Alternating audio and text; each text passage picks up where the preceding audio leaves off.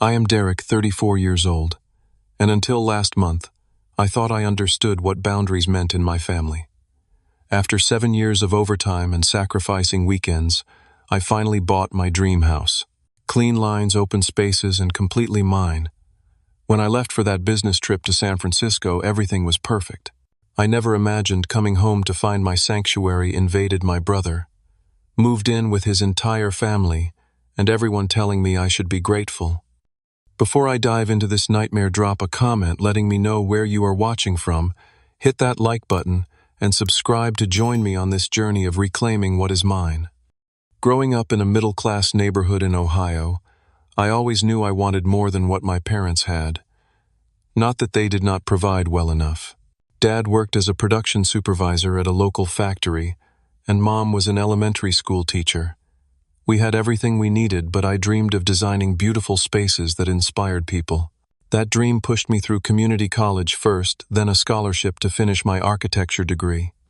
My path was not easy.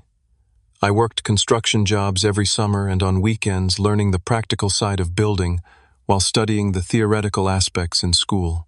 Many nights I survived on ramen noodles and coffee sketching designs until my hands cramped. When I graduated, I took an entry-level position at a small firm, sleeping on a friend's couch to save money. Every penny went toward building my portfolio and reputation.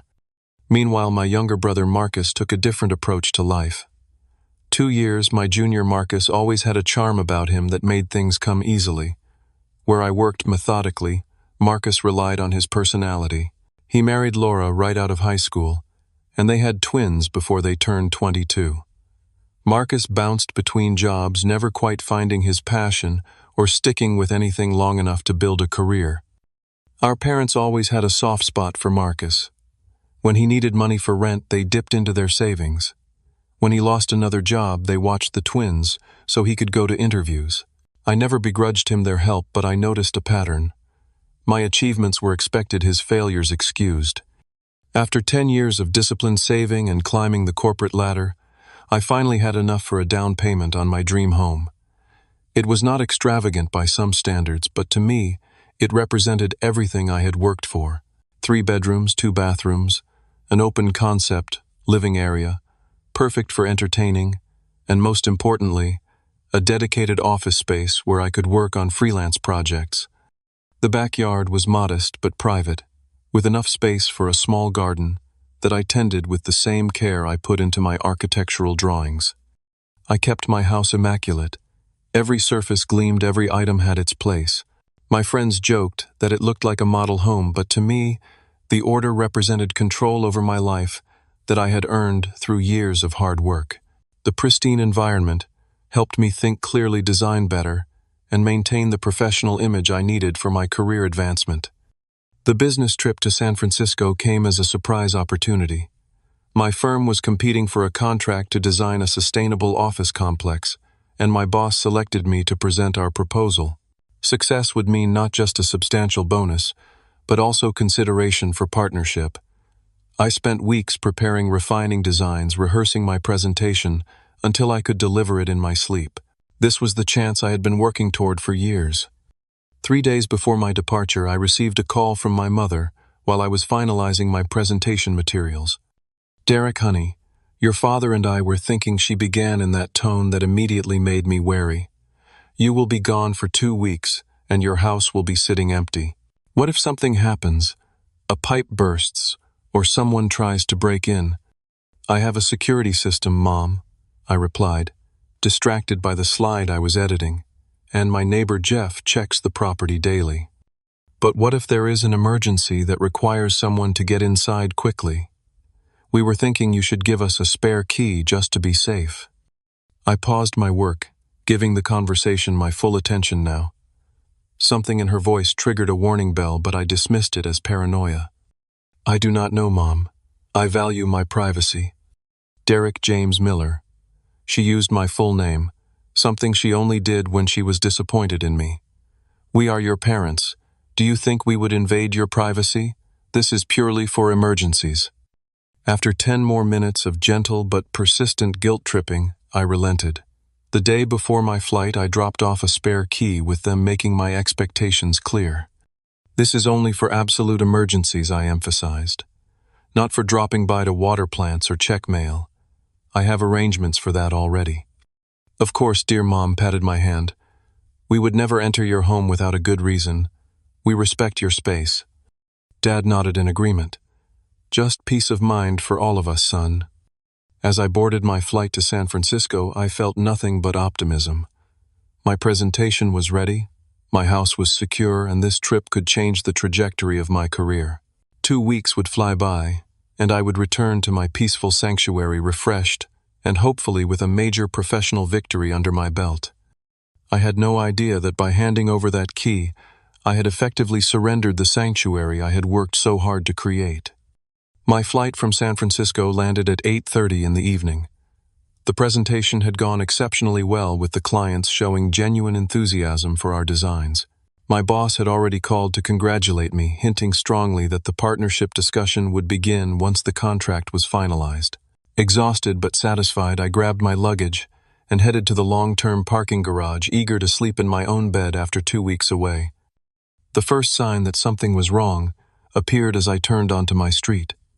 2 unfamiliar vehicles sat in my driveway, a rusted blue sedan I had never seen before, and my parents' familiar silver SUV. My stomach tightened. Had there been an emergency after all? Why were they still here at this hour? I parked along the curb since my usual spot was occupied. As I approached my front door, I noticed the living room lights blazing through the windows. Through the glass, I could see movement, several people moving around inside. Confusion gave way to concern as I unlocked the door and stepped inside. The scent hit me first, a mixture of unfamiliar cooking smells, baby powder, and something else I could not immediately identify. Then came the visual assault. Shoes of various sizes scattered across my normally pristine entryway. Toys littered the living room floor. A makeshift clothesline had been strung between my dining area and kitchen with what appeared to be freshly washed children's clothing hanging from it. I stood frozen, my suitcase still in hand, trying to process what I was seeing. Then I heard a child's laugh, followed by the pounding of small feet. A little boy, maybe 4 years old, raced around the corner, followed closely by his identical twin brother. My nephews, whom I had only seen a handful of times at family gatherings. "Uncle Derek," one of them shouted, skidding to a stop. "Daddy said you have Nintendo." Before I could respond, more footsteps approached, and my brother Marcus appeared in the hallway. He wore sweatpants and a faded t-shirt, looking completely at home. "Hey bro, welcome back," he greeted me with a casual wave, as if this situation were completely normal. "Mom said you would be home tonight. How was the trip?" My mouth opened and closed several times before I could form words. "Marcus, what are you? Why are you in my house?" "Oh," his expression shifted slightly, a flicker of discomfort quickly replaced by casual nonchalance. "Right, I guess Mom and Dad did not get a chance to call you yet. We had a situation with our apartment. Landlord sold the building. New owner wanted everyone out. We needed a place to stay urgently. And you chose my house, without asking me. Well, you were in California doing your big shot presentation thing. Mom and Dad said you would not mind helping family out in a crisis." As if summoned by their mention, my parents appeared from the kitchen. Mom carried a dish towel and Dad held a mug of what smelled like my premium coffee. "Derek." "There you are." Mom rushed forward as if this were her home, and I was the visitor. "We tried calling your cell yesterday, but it went straight to voicemail." "I was on a plane," I said flatly. "But that does not explain this." I gestured broadly at the chaos that had once been my immaculate living space. Dad stepped forward. "Son, your brother and his family were in a tight spot. The eviction notice gave them just 72 hours. What were they supposed to do? Stay in a motel with 2 young children? They could have." I began, but Mom cut me off. "Family helps family, Derek. We raised you better than to turn your back on your brother when he needs you." My sister-in-law Laura emerged from what I recognized with growing horror as my home office. She carried a laundry basket filled with folded clothes. "Oh, Derek, you are back early. We thought you would be home tomorrow." "Early?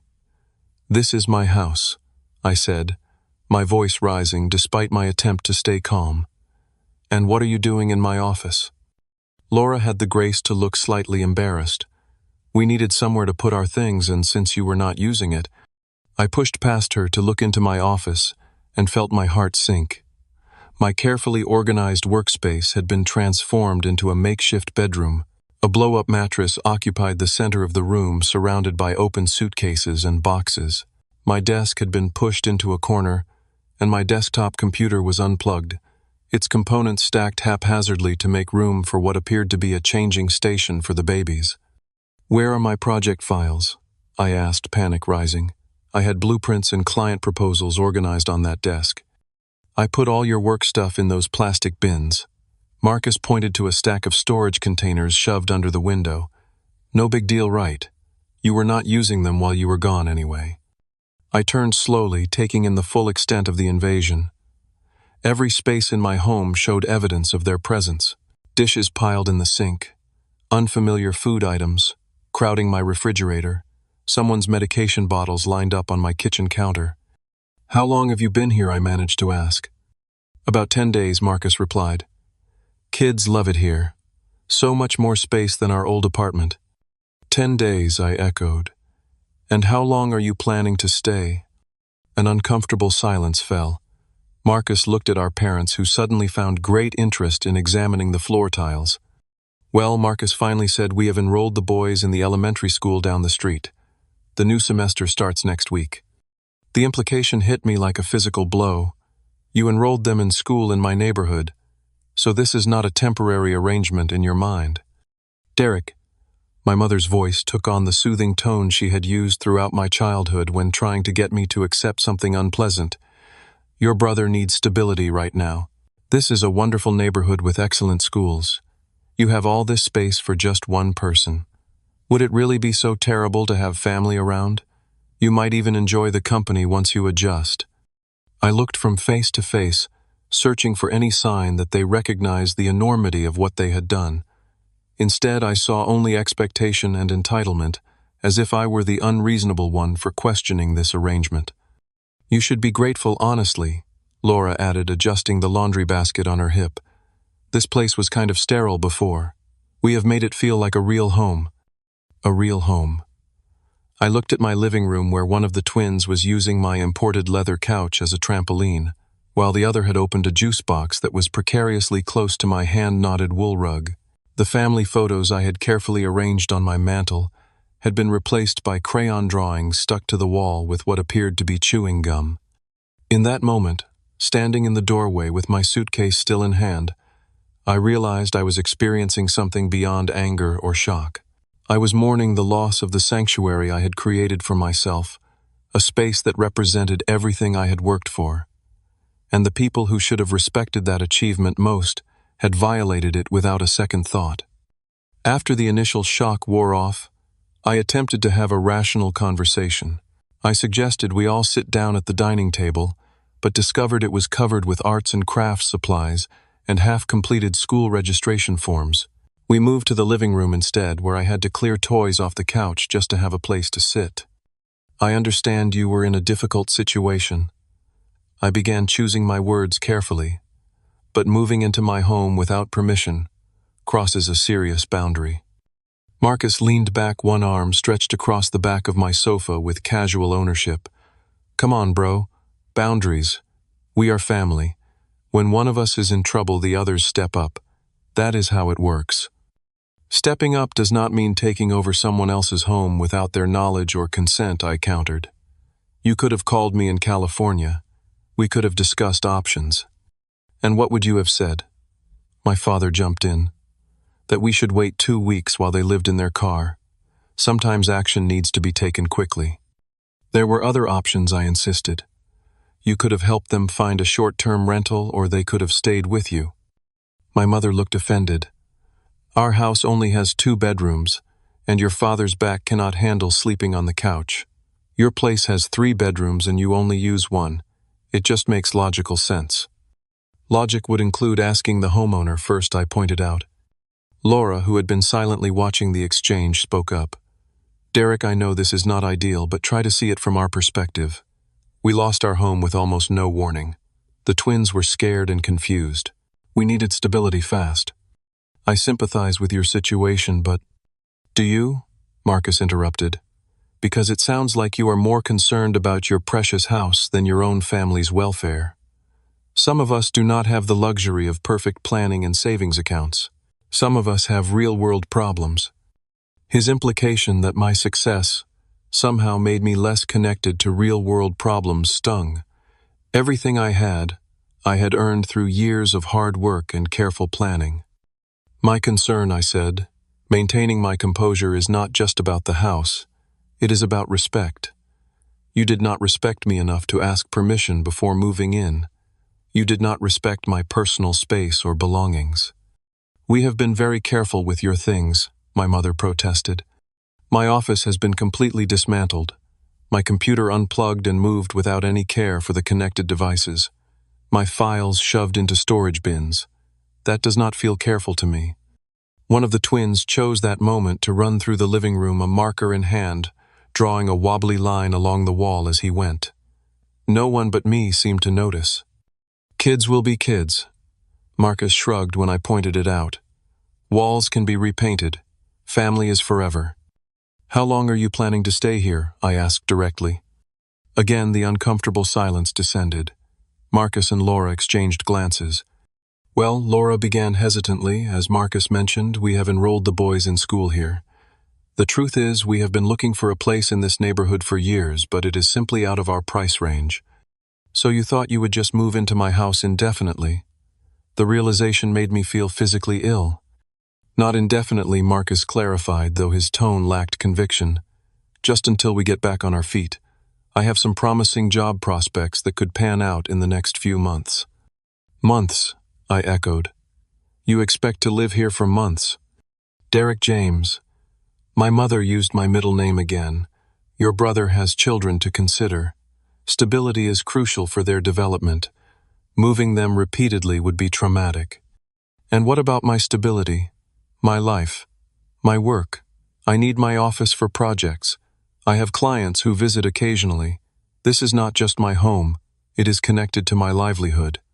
You have that fancy office downtown. Marcus waved dismissively. You can work there. That is not the point, I insisted, frustration mounting. The point is that this is my home purchased with my money, and I get to decide who lives here. So selfish, my father muttered, shaking his head. Always were, even as a boy. Never wanted to share your toys, and now you will not share your home with your own flesh and blood. The characterization was unfair and untrue, but it revealed the family dynamic at play. My boundaries were seen as selfishness, while their entitlement was framed as family loyalty. I think you are overreacting, Laura said. This place has way too much space for one person anyway. It is actually nice now with some life in it. Before it looked like one of those staged homes no one actually lives in. I bit back a sharp reply about the definition of nice, looking at the juice stains on my couch and marker on my walls. We are family, Marcus repeated as if those 3 words trumped all other considerations. Family helps family. When I get back on my feet, I will make it up to you. And when exactly will that be? I pressed. What is your plan here? Are you actively job hunting, saving for a new place? Marcus shifted uncomfortably. The job market is tough right now, but I have sent out some resumes, and Laura might pick up some part-time work once the boys start school. Might I caught the conditional term immediately? Well, childcare is expensive, Laura explained. It might not make financial sense for me to work just to pay someone else to watch our children. The picture became clearer. They had no concrete plan to leave. In their minds, they had found the perfect solution to their housing problem, my house with me, as the unwitting provider. What about rent? I asked. Are you planning to contribute to the mortgage or utilities while you are here? The question was met with uncomfortable silence. You would charge your own brother rent? My mother finally asked, her voice thick with disapproval. When he has children to feed. Most adults pay for their housing, Mom, I pointed out. Why should Marcus be exempt from that basic responsibility? Because he is going through a difficult time, my father jumped in. Because that is what family does, they help without keeping score. I'm not keeping score, I countered. I am asking about basic adult responsibilities. We could help around the house instead, Laura offered. I could cook and clean. Marcus is great with yard work. I looked pointedly at the current state of my kitchen with its piled dishes and cluttered counters. And how has that been going so far? We have been getting settled, she said defensively. Once we have a routine established, things will run more smoothly. The conversation continued in circles for over an hour. Every time I raised a legitimate concern, it was dismissed as selfishness or a lack of family loyalty. When I pointed out practical issues like space privacy or financial responsibility, the response was emotional manipulation about family obligations and the needs of the children. By the end of the discussion, nothing had been resolved. My family clearly expected me to accept their presence indefinitely without conditions or time limits. They genuinely believed I should be grateful for the company, as if my preference for a clean, ordered living space was some kind of character flaw that they were helping me overcome. As I finally retreated to my bedroom, the only space not yet colonized by my brother's family, I felt a profound sense of violation. Not just of my home, but of my autonomy. The message was clear: my needs, preferences, and boundaries were secondary to my brother's, as they always had been. Lying in bed that night, listening to unfamiliar noises in a house that no longer felt like mine, I realized this was about much more than an unauthorized stay. It was about a lifetime of unequal expectations and one-sided sacrifices. And for the first time, I began to consider whether maintaining these family relationships was worth the cost to my well-being. The days that followed my return were a study in mounting tension. I tried to establish some basic ground rules, keeping common areas clean, respecting my personal space, and setting a timeline for their departure. Each attempt was met with resistance, passive aggression, or outright dismissal. My morning routine, once a peaceful preparation for the workday, became an obstacle course of chaos. The bathroom I had meticulously designed with dual sinks and a rainfall shower was perpetually humid, the counters sticky with spilled toothpaste and hair products I did not recognize. Towels that I had previously folded with precision lay in damp heaps on the floor. The boys are still learning bathroom etiquette, Laura explained when I mentioned it. They will get better with time. Time. A word that had taken on new meaning. How much time would they need? How much of my life would be consumed by this unwanted arrangement? Privacy became a foreign concept. I would emerge from my bedroom to find one of the twins going through my mail, or Marcus lounging in my chair watching sports on my television, feet propped on my coffee table. "Make yourself at home," I muttered sarcastically one evening. "Thanks, bro." "Already have," Marcus replied without irony, reaching for the premium craft beer I had been saving for a special occasion. The financial burden grew quickly. My refrigerator, typically stocked with carefully selected ingredients for the few meals I cooked each week, was constantly emptied and refilled with processed foods and sugary snacks. My utility bills doubled. When the Wi-Fi slowed to a crawl, I discovered Marcus had been streaming movies on multiple devices simultaneously while I tried to upload project files for work. "We need entertainment," he shrugged when confronted. "The boys get bored easily." Work became my only refuge. I began leaving early and returning late, spending extra hours at the office just to avoid the chaos at home. My productivity suffered nonetheless. Nights of interrupted sleep left me foggy and irritable. Important client calls were punctuated by the background noise of children screaming or television blaring. Twice I had to reschedule video conferences because the internet connection became unusable when everyone was streaming simultaneously. My boss noticed the change. "Everything okay, Derek? You seem distracted lately." I gave vague explanations about family issues, unwilling to admit the full extent of my situation. It seemed professionally embarrassing to confess that at 34 years old I could not manage my own household. A week after my return, I attempted to speak with my parents, privately hoping they might see reason without Marcus present. I invited them to lunch at a quiet restaurant where I carefully laid out my concerns. "I understand wanting to help, Marcus," I began, "but this situation is unsustainable. My work is suffering. My home is no longer my own. There needs to be an exit strategy." My mother reached across the table to pat my hand. "Darling, I think you are being a bit dramatic. This is an adjustment period, that is all. You have lived alone too long. It is not healthy. My mental health was perfectly fine before coming home to find my house taken over, I pointed out. Your brother needed help, my father said firmly.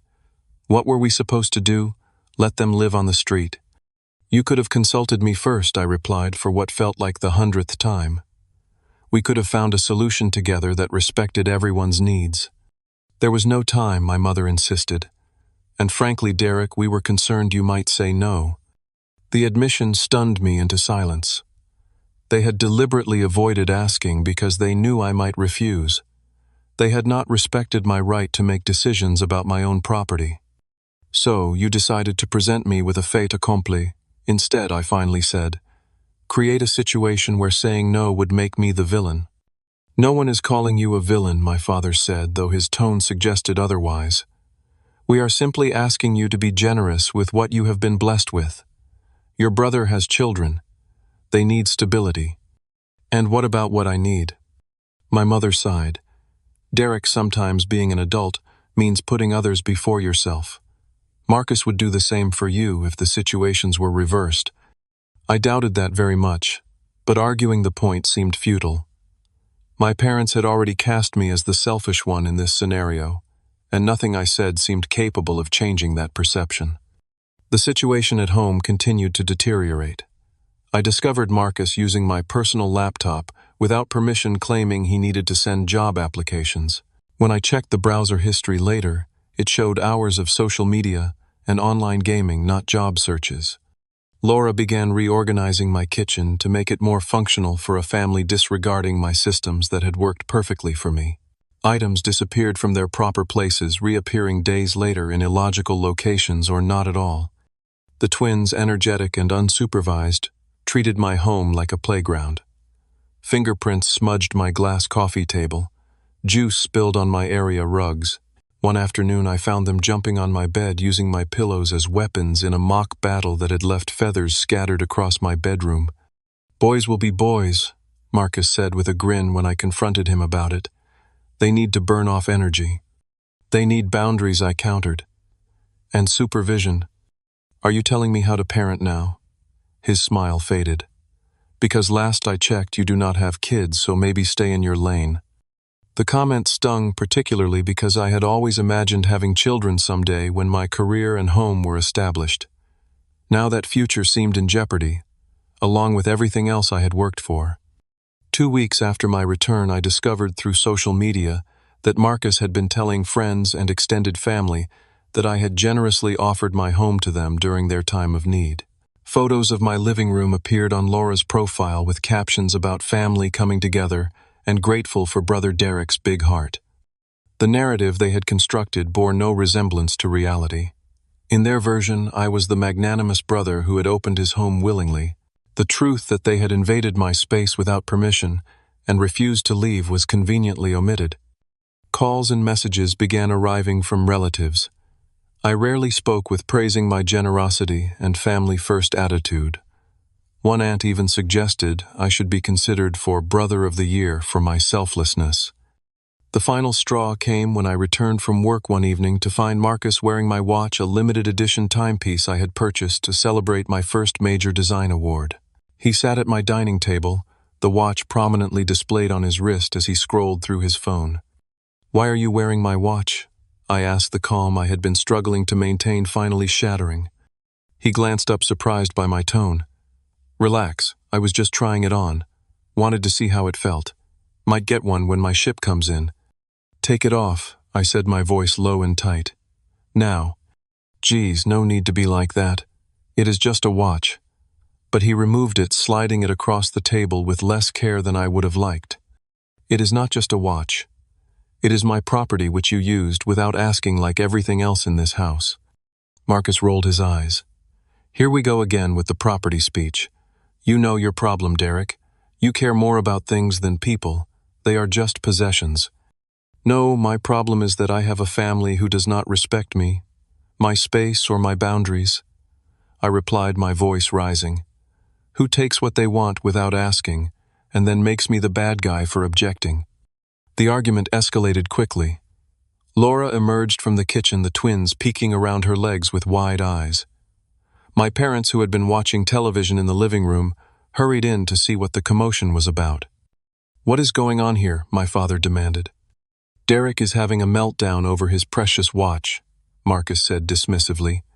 "It is not about the watch," I shouted, finally losing the composure I had clung to for weeks.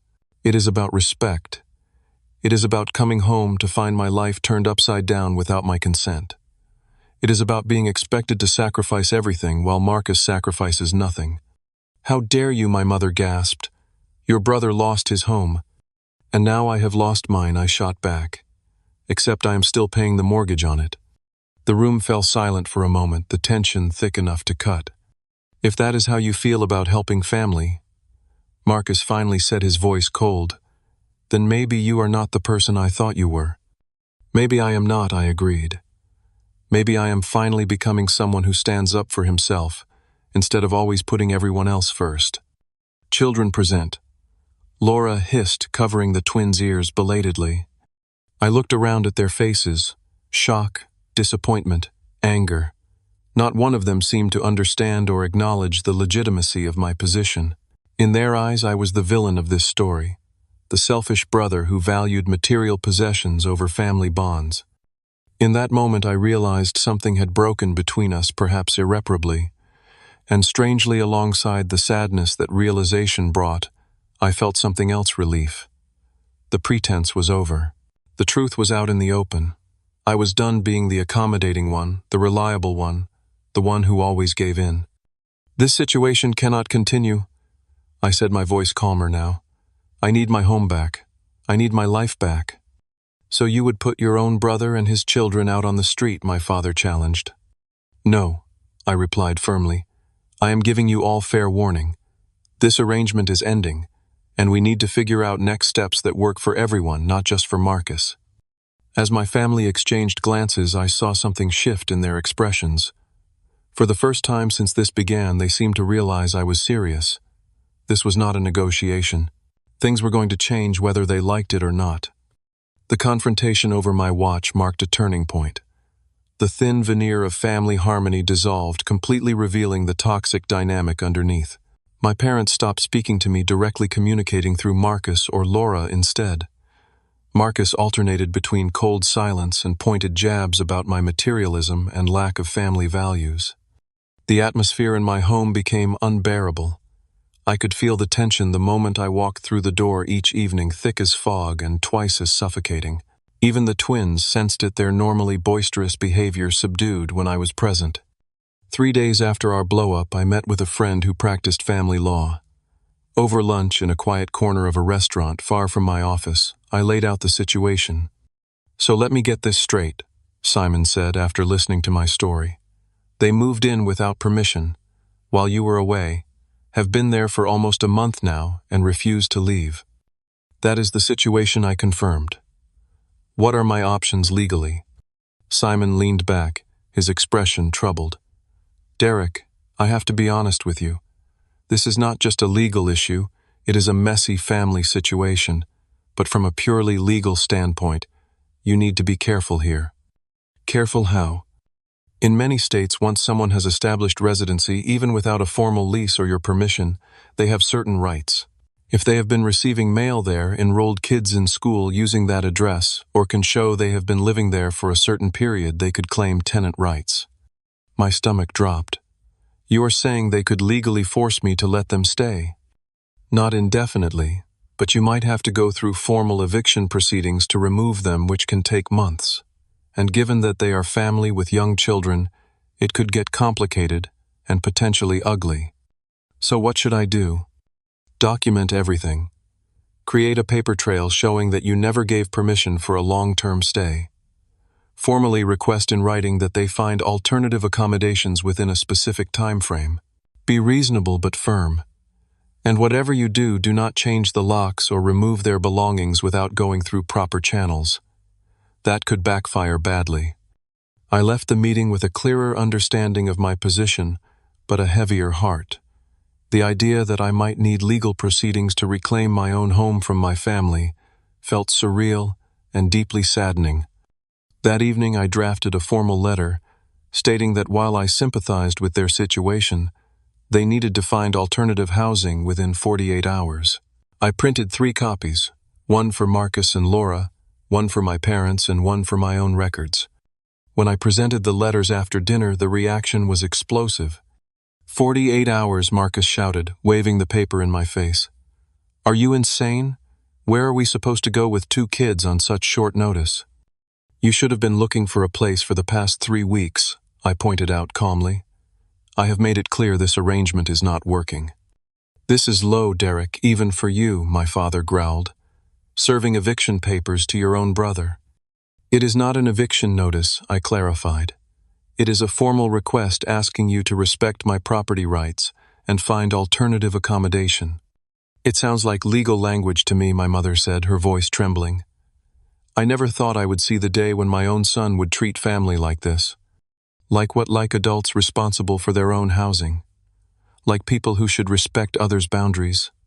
I kept my voice level despite my rising frustration. Like strangers, Laura whispered, tears welling in her eyes. Like burdens to be discarded. You are not burdens, I sighed. But this living situation is not sustainable. It was never agreed upon, never planned for, and it is affecting my work and mental health. Your mental health, Marcus scoffed. What about my children's well-being? Do you know what instability does to kids their age? I am concerned about their well-being too, I insisted. But that does not mean I have to sacrifice my home indefinitely. There are other solutions we can explore. Like what Laura demanded. You could stay with Mom and Dad temporarily while looking for a new apartment. I would be willing to help with the security deposit for a new place. My parents exchanged uncomfortable glances. Our house is not really set up for 2 active boys, my mother hedged. And as we mentioned before, your father's back. So it is fine for them to stay with me indefinitely, disrupting my life and work, but not with you, even temporarily, I asked incredulously. Your house is bigger, my father said defensively, and you do not have health issues. This is unbelievable, I muttered. What is unbelievable? Marcus said, his voice, taking on a dangerous edge, is how quickly you would throw your own family to the wolves, after everything we have done for you. Everything you have done for me, I repeated, genuinely confused. What exactly have you done for me, Marcus? We have always been there for you, he insisted, though he offered no specific examples. And now the one time we need your help, you are serving us with papers. It is not the one time, I countered. Mom and Dad have been bailing you out for years. The difference is they chose to do that. I did not choose this situation. It was forced on me. The argument continued late into the night, growing increasingly hostile. Marcus began making veiled threats about what might happen to my precious possessions if I continued pushing. Things break all the time, he said, with a shrug that did not match the coldness in his eyes. Accidents happen. Are you threatening to damage my property now? I asked in disbelief. Not threatening, just stating facts. Kids can be clumsy, especially when their father is stressed about being homeless. My mother took the twins to their makeshift bedroom, shielding them from the escalating tension, while my father sat silently, his disapproving gaze fixed firmly on me. Laura tried a different approach, her voice sweet, but her words sharply manipulative. The boys love their Uncle Derek so much. They will be devastated to learn he does not want them around anymore, that he is making them leave the home they have started to feel safe in. It was a clear attempt to use the children as emotional leverage, and it made my blood boil. Do not put this on me. Do not make me the bad guy in their eyes for a situation I never created. But you are the bad guy, Marcus said flatly. You have the power to help, and you are choosing not to. Simple as that. Around midnight, exhausted and getting nowhere, I retreated to my bedroom. I locked the door, something I had never needed to do in my own home before, and sat on the edge of my bed, head in my hands. This was no longer just about reclaiming my space. It had become a battle for my autonomy, my right to set boundaries, and my freedom from manipulation. The people who should have supported me were instead using every emotional weapon in their arsenal to make me bend to their will. Sleep eluded me that night, my mind racing with possible scenarios and solutions, none of them perfect. Around 2 a.m, I heard movement in the hallway, followed by the sound of my bedroom doorknob turning. When the door did not open, there was a pause, Then the distinct sound of something being inserted into the lock. I sat up, heart pounding. "Who is there?" No answer, but the scratching at the lock continued. I approached the door cautiously. "I can hear you. Stop trying to break into my room." The scratching stopped. Footsteps retreated down the hall. I stood by the door for several minutes listening, then carefully moved my dresser to barricade the entrance. The violation of even this last private space left me shaken and angry. When morning came, I emerged to find the house unusually quiet. A note on the kitchen counter informed me that everyone had gone out for breakfast, and to discuss options as a family, notably, without including me in that family discussion. Taking advantage of the empty house, I called a locksmith and arranged for the locks to be changed that day while I was at work. I knew from my conversation with Simon that this could potentially complicate matters legally, but the attempted intrusion into my bedroom had crossed a line. My safety and security in my own home had to take priority.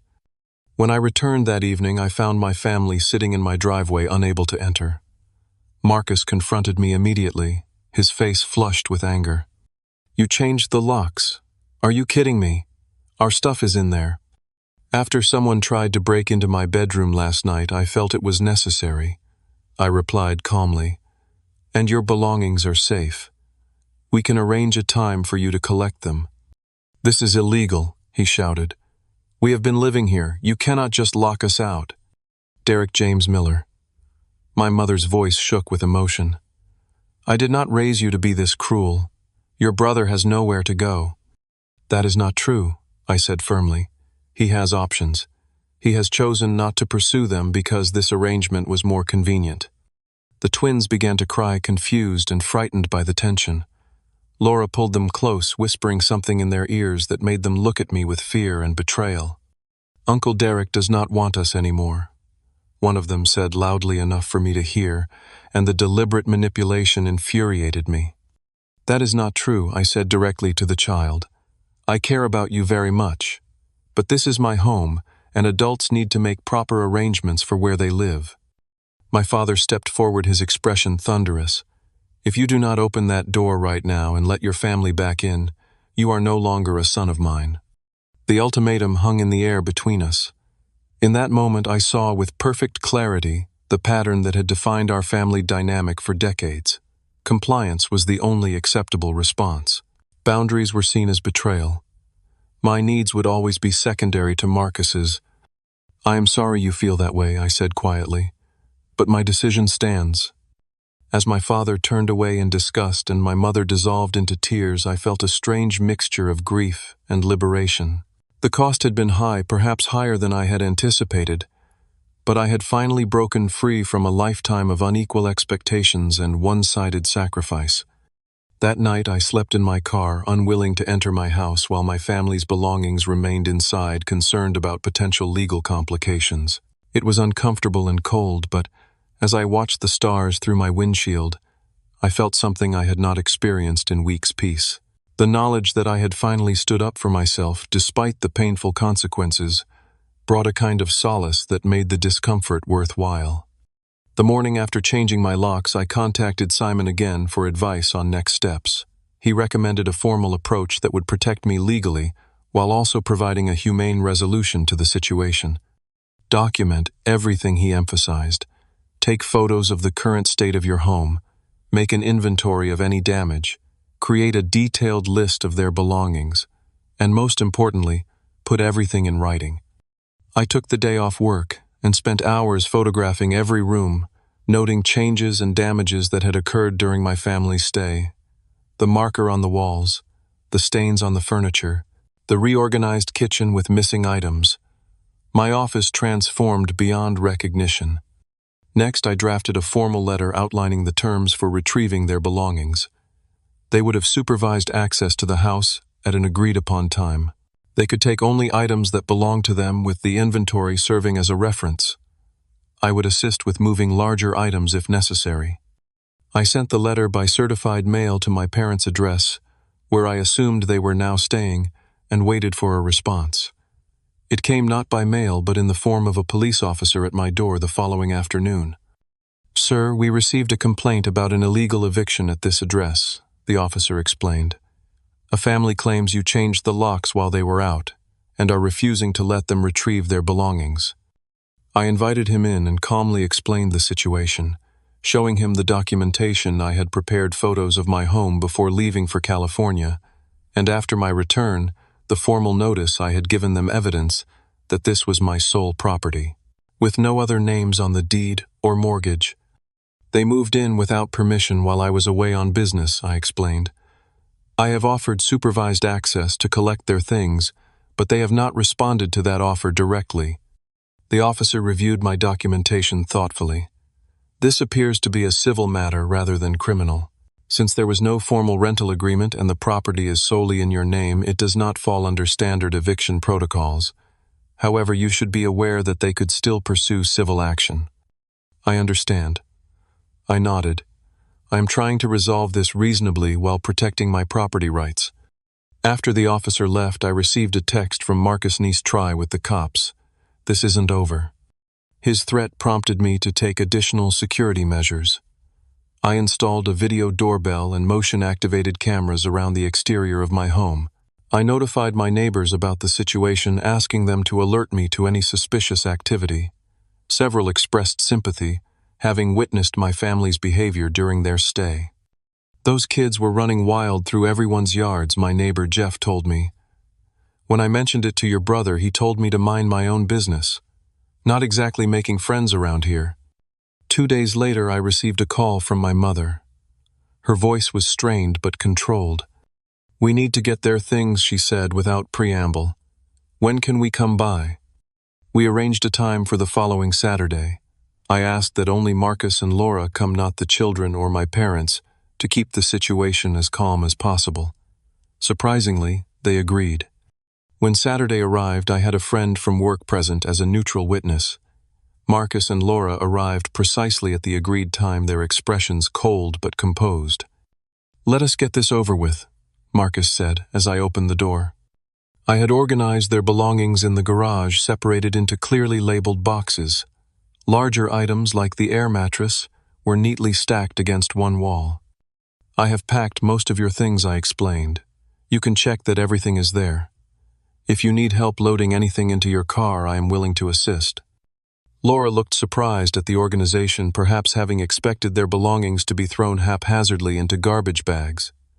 She began checking through the boxes methodically, while Marcus stood with arms crossed, watching me. "This does not change anything," he said quietly. "You have shown your true colors." "I could say the same," I replied. The process took about 2 hours. A few items had been overlooked in the initial packing, which I retrieved from the house as they were identified. When everything was loaded into their vehicles, an uncomfortable silence fell. "Is there anything else?" I asked.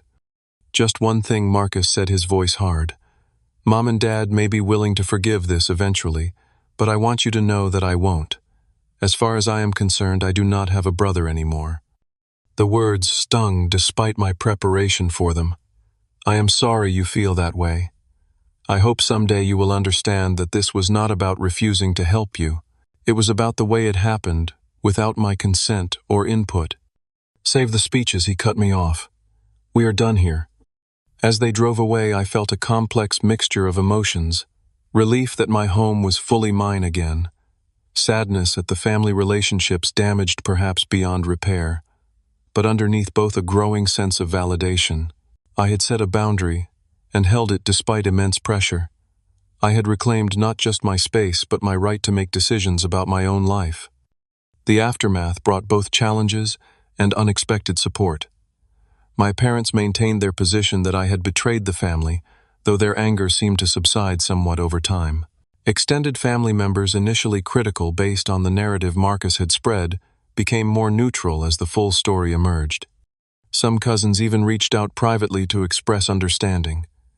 "Marcus has always landed on his feet because someone else cushioned his fall," my cousin Brian wrote in a thoughtful email. "Maybe it is time he learned to land on his own." I learned through mutual acquaintances that my parents had indeed taken Marcus and his family in temporarily. Within 2 weeks, they had found a more affordable apartment in a neighboring town. The crisis that supposedly had no solution other than indefinite occupation of my home had been resolved relatively quickly once other options became the only choice. Reclaiming my space became a healing process. I repainted the marked walls, replaced stained furniture, and completely reorganized my office to its former functionality. Each act of restoration felt like reclaiming a piece of myself that had been taken without permission. My home gradually returned to the sanctuary it had once been, but something had fundamentally changed. The space now represented not just my professional accomplishments, but a personal victory. I had defended my boundaries. I had stood firm in the face of manipulation. I had chosen my well-being even when labeled selfish for doing so.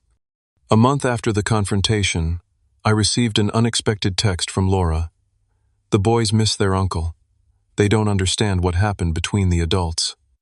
It was the first acknowledgement, however, indirect, that the children had been caught in a conflict not of their making. After consideration, I replied, "I miss them too. Perhaps we could arrange a visit at a neutral location when everyone is ready." She did not respond immediately, but the message opened a door that I had feared permanently closed. The possibility of maintaining a relationship with my nephews, separate from the conflict with their parents, gave me hope that not all family bonds had been severed. As autumn arrived, bringing change to the landscape around my home, I found myself reflecting on the transformation within me as well. The architect who had designed beautiful spaces for others had finally learned to defend the sanctity of his own. 6 months passed before I heard directly from my parents again. The silence between us was painful, but necessary, giving each of us space to process what had happened and consider our parts in it. When my mother finally called her voice sounded older, more hesitant. "Derek, do you have a moment to talk?" We met at a coffee shop halfway between our homes' neutral territory, where neither of us had the home field advantage. She looked tired, the lines around her eyes deeper than I remembered. "Your father wanted to come," she explained, "but he is still processing things." "I understand," I said, though part of me did not. 6 months seemed like ample time to process a conflict, however painful. "How have you been?" she asked, her fingers nervously tracing the rim of her coffee cup. "Busy, with work. The firm made me partner last month." "That is wonderful," she said, and I could hear genuine pride beneath the awkwardness. "You always were driven." We chatted about neutral topics for a while, carefully avoiding the elephant in the room. Finally, when our coffee cups were nearly empty, she sighed deeply. "I owe you an apology, Derek. We should have asked you before giving Marcus your key. We should have respected your home and your boundaries." The words I had waited months to hear landed with surprising weight. "Thank you for saying that," I replied carefully. "It means a lot." "We were wrong," she continued. "But you need to understand, we were desperate to help Marcus. He has always struggled in ways you never did. When he came to us about the eviction, all I could think about was my grandchildren without a home." "I understand the impulse to help," I said, "but the way it happened made me feel completely disregarded, like my needs and boundaries did not matter at all." She nodded slowly. "I see that now. We fell into old patterns, treating you as the strong, capable one who would always understand and adapt. It wasn't fair." The conversation continued for nearly 2 hours, touching on not just the recent conflict, but decades of family dynamics. For perhaps the first time, my mother truly listened to my perspective without becoming defensive or dismissive. I, in turn, tried to understand the fears and anxieties that had driven her actions. "How is Marcus doing?" I finally asked. "Better, actually. The new apartment is small but functional. He found a job at a warehouse with decent benefits. Laura is working part-time now that the boys are in school." She hesitated. "The situation with you, it was a wake-up call for him in some ways. He had to step up. And the boys." A smile softened her face. "They ask about their uncle sometimes. They miss your big backyard." "I miss them too," I admitted. "They are great kids despite the circumstances." Would you be open to seeing them sometime? Under different terms, of course." "I would like that," I said, surprising myself with how much I meant it. "Maybe we could start with something simple like an afternoon at the park." As we parted ways, my mother hugged me tightly. "I am sorry we lost sight of how much you matter too," she whispered. "I hope we can rebuild trust." "One step at a time," I replied. The healing process with my family was neither quick nor simple. My father took longer to come around his pride, making it difficult to acknowledge the wrong that had been done. Marcus remained distant, though he eventually sent a brief text on my birthday, a small but significant olive branch. 3 months after coffee with my mother, I met my nephews at a local playground, Laura watching carefully from a bench nearby. The boys were initially shy, unsure how to interact with the uncle they had not seen in nearly a year. "Do you still have Nintendo?" one of them finally asked. "I do," I laughed. "Maybe you can come play sometime soon if your mom agrees." Slowly, carefully, new relationships began to form, not based on the old dysfunctional patterns, but on mutual respect and clear boundaries. I was no longer the endlessly accommodating brother who could be taken advantage of, but neither was I completely estranged. We found a middle ground where family connections could exist without sacrificing individual needs. The experience changed me in profound ways. I began seeing a therapist, regularly exploring the patterns that had led me to prioritize others' needs at the expense of my own. I learned to recognize the difference between genuine generosity and unhealthy self-sacrifice. Boundaries are not selfish, my therapist reminded me during one session. They are necessary for healthy relationships. Without them, resentment grows where love should flourish. I thought about those words often as I rebuilt my sense of self and security. My home, once again, my sanctuary, took on new meaning. It represented not just my professional success, but my personal growth, a space where I could welcome others on my terms from a position of strength rather than obligation. A year after the lock-changing confrontation, I hosted a small dinner party. My parents attended, as did Marcus, Laura, and the twins. The atmosphere was initially tense, but as the evening progressed, a new kind of family dynamic began to emerge. One based on choice rather than expectation, on respect rather than entitlement. As we sat around my dining table, now cleared of arts and crafts supplies and properly set for a meal, I realized something important. True family supports each other's growth and independence. It does not demand sacrifice without consent. It does not take without asking. It respects the boundaries that allow each member to thrive. The conflict had been painful, the estrangement difficult to bear. But through it I had found a truth that would guide me forward. Compassion without self-respect is not kindness but self-erasure. By reclaiming my space and my autonomy, I had not destroyed my family relationships but transformed them into something healthier, more balanced, and ultimately more genuine. My house was mine again, but more importantly, so was my life. And in that reclamation I had discovered something unexpected: the courage to love others without losing myself in the process. Have you ever had to set difficult boundaries with family members? What challenges did you face, and how did you navigate them? I would love to hear your stories in the comments below. If this resonated with you, please hit that like button and subscribe to hear more real-life lessons. Remember, standing up for yourself doesn't mean you don't care about others. It means you care enough about yourself to create relationships built on mutual respect. Thank you for listening, and until next time, take care of yourself first. You deserve it.